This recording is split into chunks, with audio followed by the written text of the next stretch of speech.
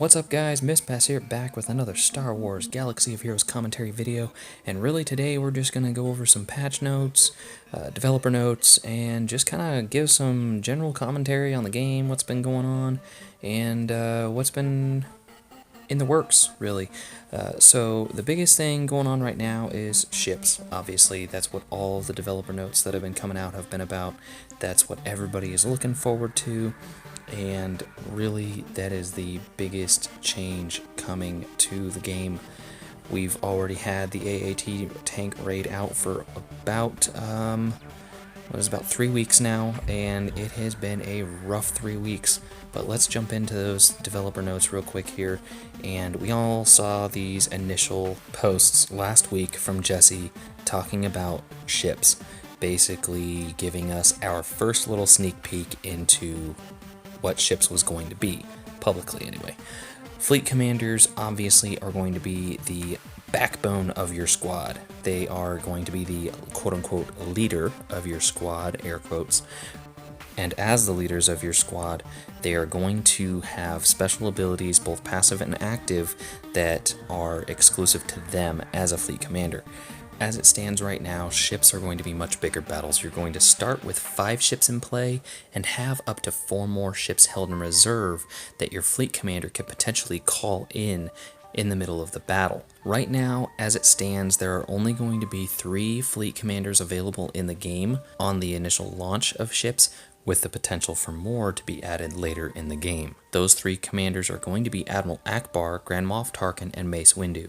Grand Moff Tarkin and Admiral Ackbar are both found in the arena shipments, so farming one and then the other is probably going to take up a lot of resources and a lot of time, because on average for a free-to-play it takes about a month to farm a character in arena shipments, depending on how high you rank in arenas. So I would recommend just picking one or the other. If you're a Rebel fan, grab yourself Ackbar. If you're an Empire fan, grab yourself Tarkin. My assumption is that Tarkin is going to be more of the offensive type of commander, and Admiral Ackbar may be more of the strategic or tactical commander. Just my own personal guesses, so I don't know one way or the other, so just kind of bear with me there. I don't know for sure. Now, the commander's abilities, active, passive, they're going to have special abilities, special moves, and they're also going to have passive abilities that'll help or hinder their opponents. Now, reinforcement is another option. Like I said, you're going to have 5 ships at the start with 4 held in reserves. A reinforcement can be done on the fleet commander's turn instead of using one of his abilities. That reinforcement will allow the fleet commander to call in a new ship to the battle to reinforce the fleet. Now, one of the cool features is that ship called in as the reinforcement will come into the battle and immediately get to take their turn. So that's going to be pretty awesome. So you may have a little bit more of a tactical advantage to putting a slow ship in reserves than putting it in your initial fleet, so that when it does get called in, it'll get to go immediately, getting almost a free move. Now, all you new players, don't worry, you're not going to be left in the dust. The goal for when ships comes out is obviously there's going to be a tutorial, just like when every other new aspect is introduced. During that tutorial, players will be given a certain number of shards for fleet commanders, awesome, and blueprints for their capital ships, as well as shards for crew members and blueprints for their ships. This should be enough to get players at the eligible level, level 60, off to a good start in order to participate in fleet combat. However, the stronger your fleet commanders are, the more effective they will be in battle. Now, the next update that we got was about crew. Crew seems pretty self-explanatory. Crew are going to be the characters assigned to a ship to make that ship usable in space battle. You can't fly a ship without its crew members. Makes sense. Some ships will require a single crew member, thinking X-Wings, TIE Fighters, and other larger ships may require multiple crew members. So the Millennium Falcon, for example, you gotta have Han Solo, Chewbacca, maybe a couple other crew members. Specifically, there will be between 1 and 5 crew assigned to the ship. The Millennium Falcon will probably be one of those ships requiring 5 characters, or being able to be crewed by 5 characters. Now, starting crew, at the launch of ships, there will be dozens of ships and crew available. While the ships are not yet out, obviously they're not out right now, the majority of crew characters are already available in the game. So that means they're not going to be adding new characters or no crew members. They're going to be taking the existing characters in the game and giving them ships to fly. Just a couple of the example crew members that they gave are Biggs Darklighter and his X-Wing Red 3, Wedge Antilles and his X-Wing Red 2, the Empire TIE Pilot and his Imperial TIE Fighter, Ahsoka Tano and her Jedi Starfighter. You could go on to assume that if Ahsoka Tano has a Jedi Starfighter, a lot of the other Jedi from the Clone Wars are probably also going to have Jedi Starfighters available to them. Moving on from the developer notes, and somewhat on the same topic of ships, myself and the other YouTubers who were out in EA last month have been invited back out next week to visit CG's headquarters in Sacramento. We're all super stoked to be hanging out again, getting the opportunity to bring you guys some new content, hopefully, and really blow your guys' mind. I'm pretty sure that we're actually going to get to play ships when we go out there, which would be absolutely amazing to be able to bring you guys some exclusive video content of, ships in action. I'm really excited to be able to show you guys that kind of stuff.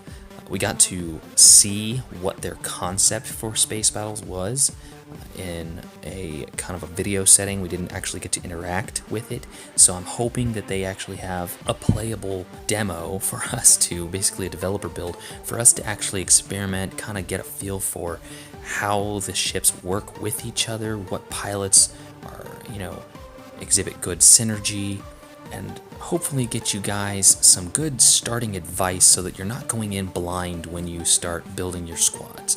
Of course, we always want to try and give you guys the heads up, give you guys a reason to watch our videos besides just, the entertainment factor. We want you guys actually to learn something from our videos. So if we've taught you anything in each video, then we're doing our job right. And if we're not, let us know. Hey, I have a pretty thick skin. I am willing to take criticism, good, bad, ugly, indifferent.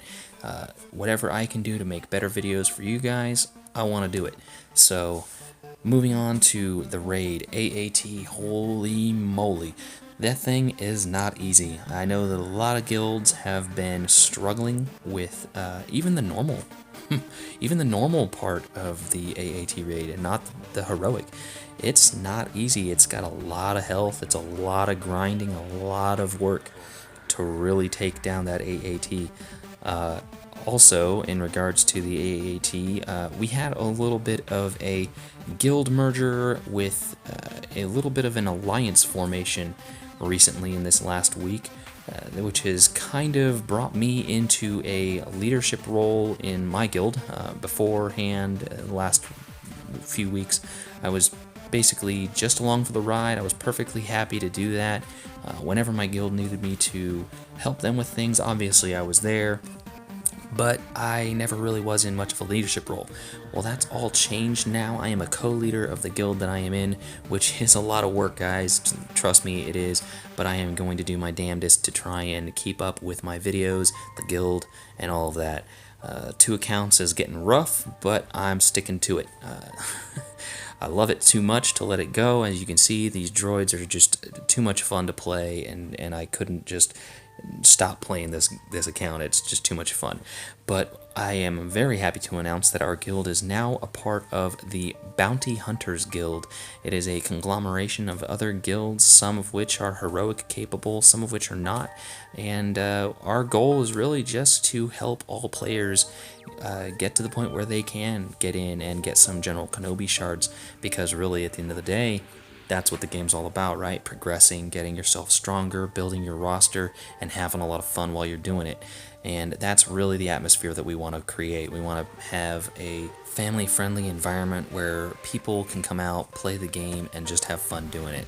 So I'm also pretty excited to announce that I'm not going to be the only YouTuber covering the progress of our guild alliance. The Bounty Hunters Guild also includes Smithie D.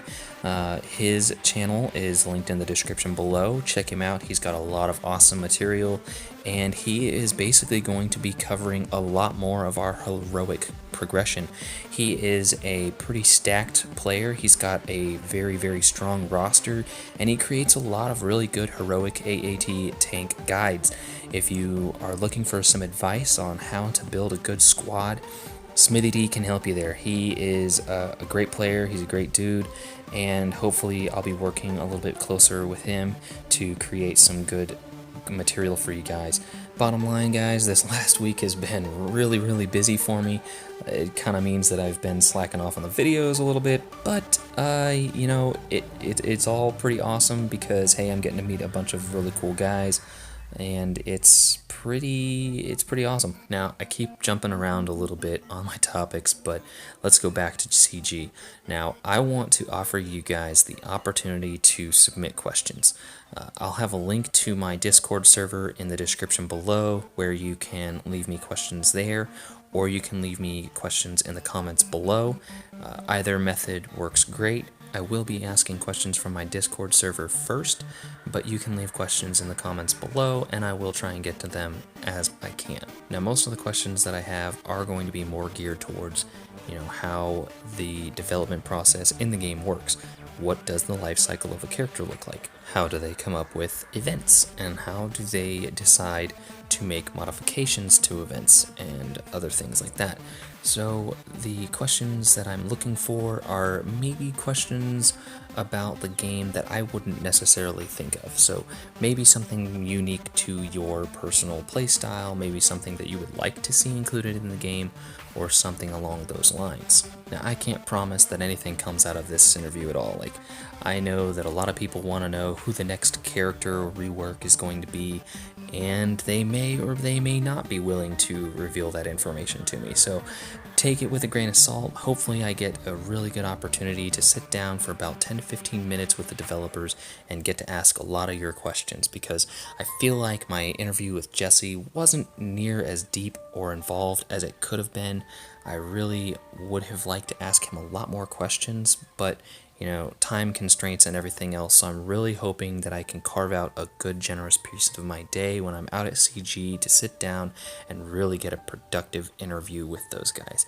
Now, I also was fortunate enough to unlock the Shore Trooper from this last tournament, and I also promoted my Darth Vader to 7 stars. I got those last 2 shards that have been evading me for the last month and a half, it seems.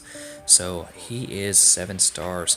I am going to be doing a character review on him very soon, and luckily for me, my Shore Trooper, when I unlocked him, had enough shards left over from the previous tournament that I was able to put him directly up to 4 stars.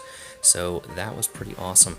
He's actually pretty nifty little character. I've seen a lot of 3 and 4 star Shore Troopers actually being used in arenas, so I'm pretty stoked to potentially get him up to par and gear him out, you know, gear 9, gear 10, and actually toss him into an Empire arena squad.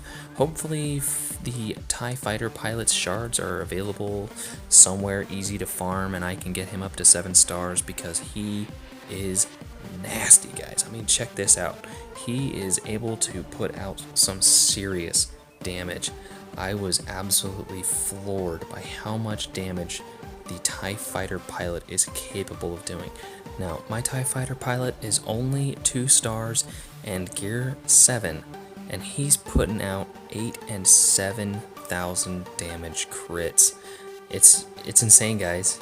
Without offense up, he has the serious potential to be doing some good damage once you get him geared out.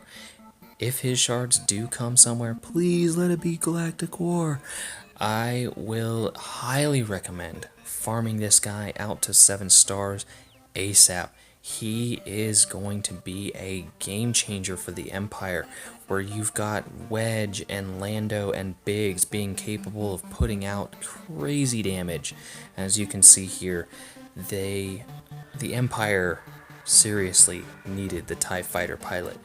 They needed him to be able to seriously pump out some damage. So I'm really excited to be able to get him up to 7 stars eventually. Hopefully he comes free to play very soon, and I am able to 7-star him and get you guys an actual character review of him in action. Other characters that I am really trying to get reviews out for you guys include the Scarif Rebel Pathfinder.